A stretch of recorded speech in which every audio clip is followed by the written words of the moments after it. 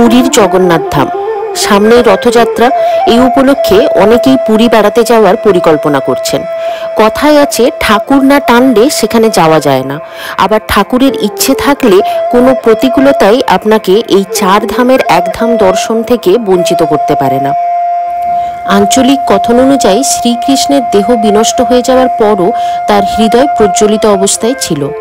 সেই প্রজ্বলিত হৃদয় পাণ্ডবেরা সমুদ্রের জলে ভাসিয়ে দেয় এবং সেটি ভাসতে ভাসতে এই পুরী ধামে এসে স্থান পায়। আরও অনেক মাহাত্ম্য লুকিয়ে আছে এই পুরীর পুণ্যভূমিতে।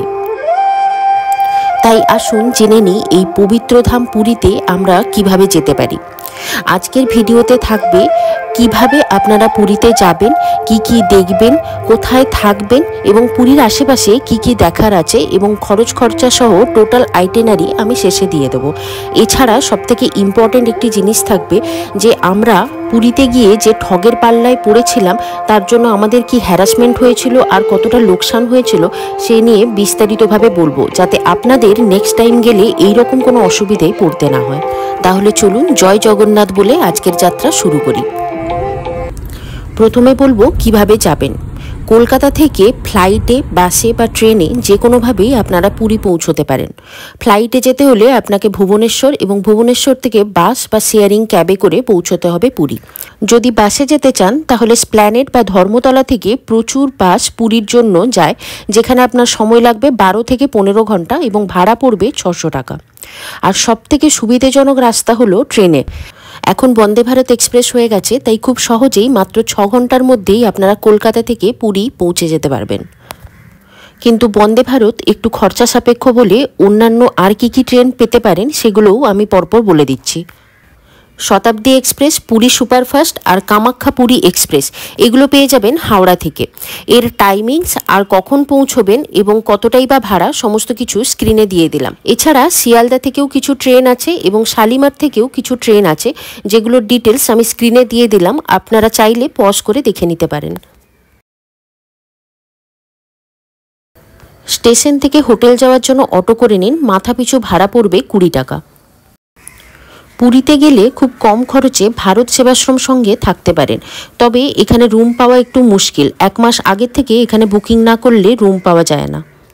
এছাড়া আপনারা বিচের ধারে গোল্ডেন বিচ, স্বর্গদ্বার বিচ এবং মেরিন ড্রাইভ বিচের সামনে অনেক হোটেল পেয়ে যাবেন, সেখানে বার্গেনিং করে আপনারা থাকতে পারেন। পুরীতে অফ সিজনে আপনারা 500 টাকাতেও ডবল বেডরুম পেয়ে যাবেন, তবে সিজনে একটু দামটা বেশি হয়। আমি কিছু হোটেলের নাম এবং ফোন নাম্বার দিয়ে দিচ্ছি, আপনারা চাইলে যোগাযোগ করতে পারেন, তবে এগুলি একদমই পেড প্রমোশন নয়। আমি নিজেই ইন্ডিভিজুয়ালি হোটেলগুলির ফোন নাম্বার জোগাড় করেছি। পুরীতে যে টাইমগুলোতে সবথেকে বেশি ভিড় হয় তার মধ্যে অন্যতম হলো দুর্গাপুজোর ছুটি, গরমের ছুটি, দোলযাত্রা এবং রথযাত্রা। এই সময়গুলো এড়িয়ে গেলে বছরের বাকি সময়গুলোতে পুরী মোটামুটি ফাঁকা থাকে।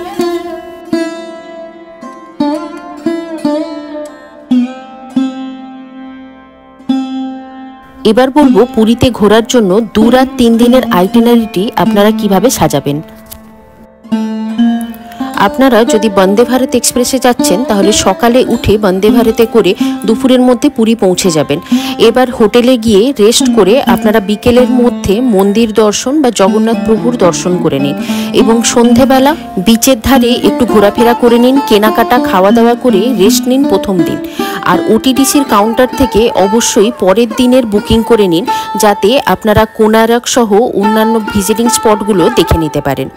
ওটিডিসির কাউন্টার হলো গভর্নমেন্টের কাউন্টার। এদের বাস আছে, এসি বাসের বুকিং হলো 535 টাকা এবং নন এসির বুকিং হলো 400 টাকা। পরের দিন সকালবেলা 7টার মধ্যেই ওটিডিসি কাউন্টারে পৌঁছে যান, বাস ছেড়ে দেবে 7টার পরেই। এই দিন দেখে নিন উদয়গিরি, খণ্ডগিরি, লিঙ্গরাজ টেম্পল, নন্দনকানন এবং ধৌলির অশোকার শান্তি টেম্পল এবং সব শেষে কোনারকের সান টেম্পল। এইভাবে দ্বিতীয় দিনটা পুরীর বাইরে সাইট সিন করে কাটিয়ে দিন এবং রাতে হোটেলে রেস্ট নিন। পরের দিন চাইলে আপনারা হোটেল ছেড়ে দিতে পারেন এবং লাগেজ নিয়ে বেরিয়ে পড়ুন পুরীর মধ্যে কি কি সাইট সিন আছে সেগুলো করার জন্য। তৃতীয় দিন আপনারা চাইলে সকালবেলা সমুদ্র স্নান এবং মন্দির দর্শন দুটোই করে নিতে পারেন। তারপর টিফিন করে বেরিয়ে পড়ুন সাইট সিন করতে। দুপুরের মধ্যে সাইট সিন করে খাওয়া দাওয়া করে নিন। এরপর দুপুরেরই বন্দে ভারত ধরে সেই দিন রাত্রে আবার ফিরে পড়ুন কলকাতা।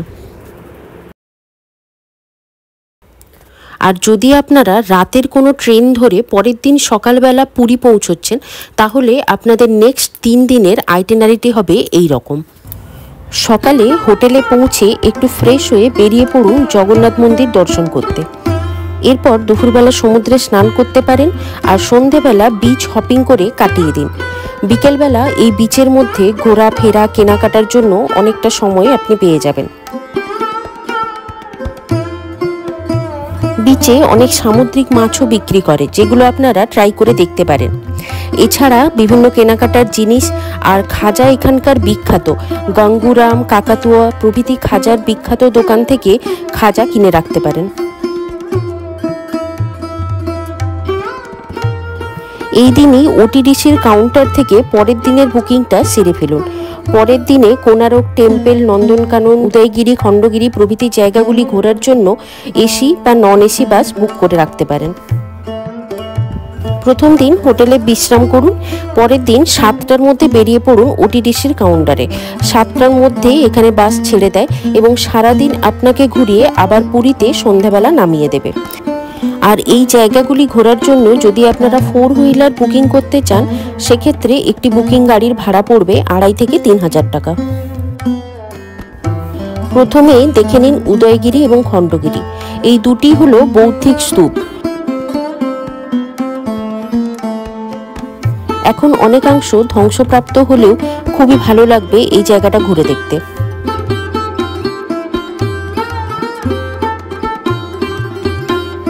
এরপর দেখে নিন লিঙ্গরাজ টেম্পল। যদিও এটি একটি শিব মন্দির, কিন্তু এই মন্দির প্রাঙ্গণের মধ্যে 20-22 রকমের অন্যান্য দেবতার মূর্তিও এবং মন্দিরও রয়েছে।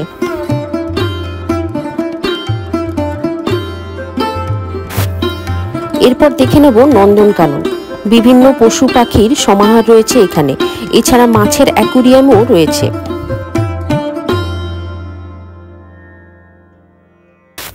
এখানে বাঘ, সিংহ প্রভৃতি ছাড়া আছে, যেগুলি দেখবার জন্য সাফারি ব্যবহার করতে হয়। সাফারির জন্য আপনাকে এক্সট্রা পে করতে হবে।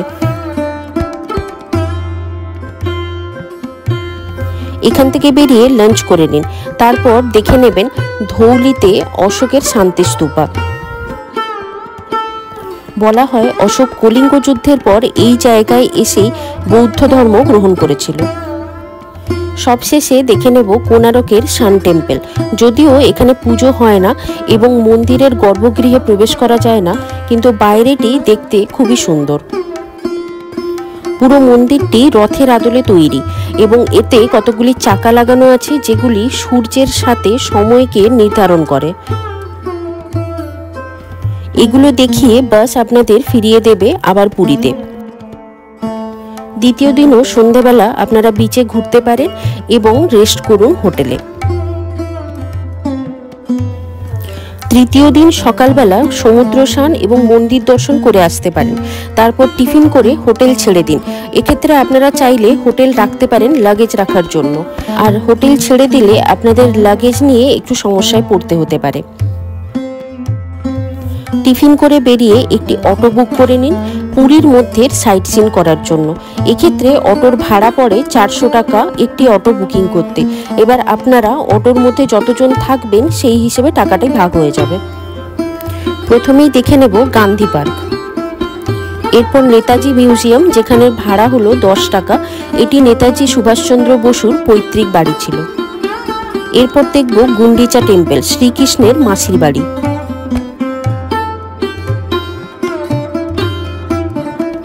এরপরে যাব নরেন্দ্র সরোবর। এটি শ্রীকৃষ্ণের পিসির বাড়ি মনে করা হয়। জগন্নাথ দেবকে এখানে স্নান করানো হয়।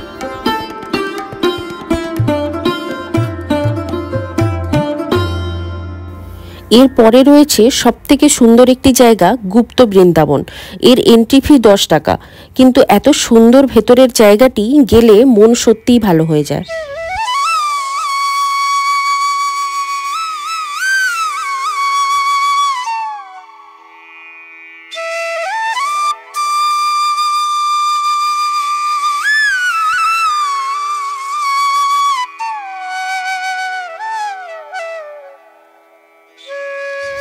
এইভাবে পুরীর মধ্যে সারাদিন ঘোরাঘুরি করে আর কেনাকাটা করে কাটিয়ে দিন, আর সন্ধেবেলার যে কোনো ট্রেন ধরে পুরী থেকে হাওড়া আবার ফিরে আসুন।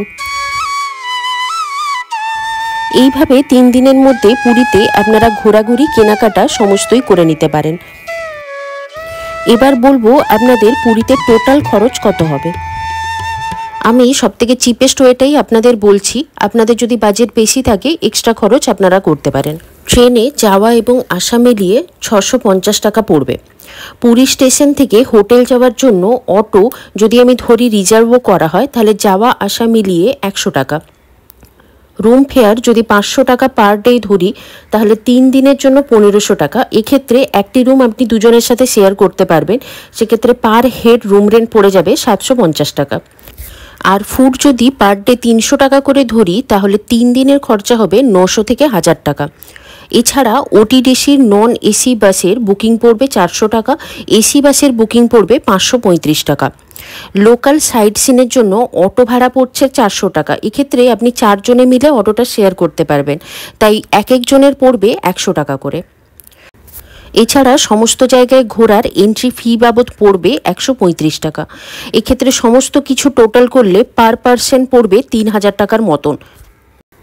কিন্তু এই বাজেটের মধ্যে কোনো অ্যামিনিটিস ধরা নেই, মানে মার্কেটিং, এক্সট্রা কো কারিকুলার, যেমন নন্দনকাননে যদি সাফারি বুকিং করতে চান, লাক্সারি খাওয়া দাওয়া করেন বা কেনাকাটা করেন, সেগুলো এখানে ইনক্লুডেড নয়।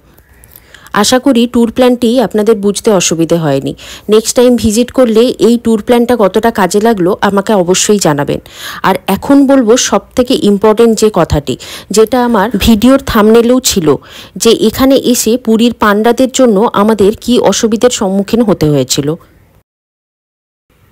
পুরীতে পৌঁছে প্রথম দিন সকালবেলায় আমরা মন্দির দর্শনের জন্য গেছিলাম। মন্দিরের বাইরেই একজন পান্ডাদের মতন পোশাক পরিহিত ব্যক্তি এসে আমাদের বললেন যে ভেতরে মন্দিরে পুজো দেওয়ার জন্য তাকে নিতে, এবং মাত্র 50 টাকার বিনিময়ে সে আমাদের পুজো করিয়ে দেবে। এরপর বিগ্রহ দর্শন হয়ে গেলে মন্দিরের মধ্যে ভোগের কাউন্টার থেকে আমার মা 2000 টাকার ভোগের কুপন কাটেন। কুপন কাটার সাথে সাথে সেই ব্যক্তিটি মায়ের কাছে এসে রসিদটি কাড়িয়ে নেয় এবং নিজের কোমরে ধুতির মধ্যে গুজে নিয়ে বলে যে সে প্রসাদ তুলে দেবে। কারণ এখানে এই নিয়মই আছে, সাধারণ মানুষ প্রসাদ তুলতে পারবে না, পান্ডারাই প্রসাদ তুলতে পারবে।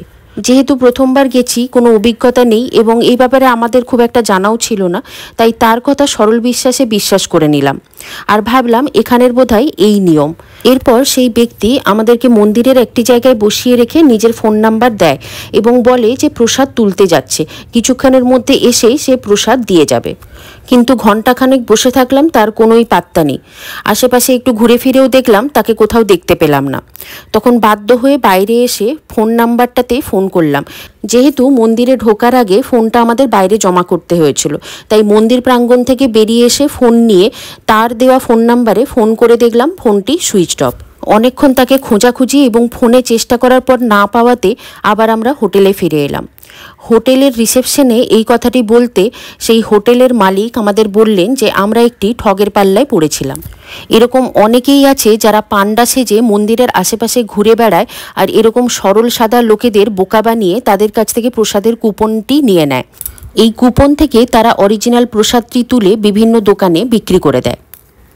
সমগ্র পুরী যাত্রাটা সুন্দরভাবে কাটলেও এই একটা জায়গায় মনে খচখচ লেগেই রইল। একটা মনের মধ্যে খারাপ লাগা নিয়েই ফিরলাম এবারের যাত্রা থেকে। আমি আপনাদের এই কারণেই এই ভিডিওটাতে সতর্ক করে দিচ্ছি যে আপনারা গেলে এরকম ফাঁদে পড়বেন না। মন্দিরের মধ্যে বিগ্রহ দর্শনের জন্য কোনো রকম পান্ডা বা কোনো রকম দালালের প্রয়োজন নেই, নিজেরাই যান, গিয়ে বিগ্রহ দর্শন করুন। আশা করি এই ভিডিওটির বিভিন্ন তথ্য থেকে আপনাদের উপকার হবে। যদি ভিডিওটি ভালো লেগে থাকে তাহলে সাবস্ক্রাইব করে পাশে থাকবেন। আপনাদের সহযোগিতাই আমার এগিয়ে চলার শক্তি, তাই সাথে থাকবেন আর দেখতে থাকবেন এক্সপ্লোরার ঋত্বিকা। দেখা হবে অন্য কোনো পর্বে অন্য কোনো ভ্রমণের কাহিনী নিয়ে। নমস্কার।